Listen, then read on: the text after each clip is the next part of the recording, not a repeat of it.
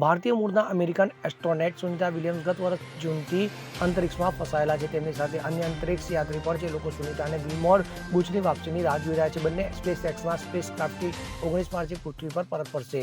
તો સુનિતા વિલિયમ્સના ફેન્સ તેની વાપસીને લઈને ઉત્સાહિત છે. જોકે લાંબા સમય સુધી અંતરિક્ષમાં રહેવાના કારણે સુનિતાના સ્વાસ્થ્યને લઈને ચિંતિત છે. તો નિષ્ણાતો અનુસાર તેના શરીરને અનેક પ્રકારની મુશ્કેલી થશે. સ્પેસ સ્ટેશનમાં લાંબો સમય પહેરનારા અવકાશયાત્રીને કેન્સર, હાર્ટ સંબંધિત બીમારીનો ખતરો રહે છે. તો આ સ્થિતિમાં લોકો તેની વાપસીમાં આવેલા ટેન્શનમાં છે. વૈજ્ઞાનિકો અનુસાર ગુરુત્વાકર્ષણ તરલ પદાર્થો સહિત દરેક ચીજોને નીચે ખેંચવાનું શરૂ કરે છે. તેમના માટે એક પેન્સિલ ઉપાડવી પણ વધારે કસરત જેવું મહેસૂસ થશે. હેલ્થ એક્સપર્ટ અનુસાર અંતરિક્ષમાં માનવ શરીરમાં મહત્વપૂર્ણ પરિવર્તન થાય છે અને વાપસીની યાત્રામાં શારીરિક પડકારો આવે છે. તો જણાવવામાં આવી રહ્યું છે કે સ્પેસ સ્ટેશનમાં લાંબો સમય સુધી રહેનારા અંતરિક્ષ યાત્રીઓને માંસપેશી સાથે જોડાયેલી સમસ્યાઓ થઈ શકે છે. તો માંસપેશી નબળી પડી જાય છે.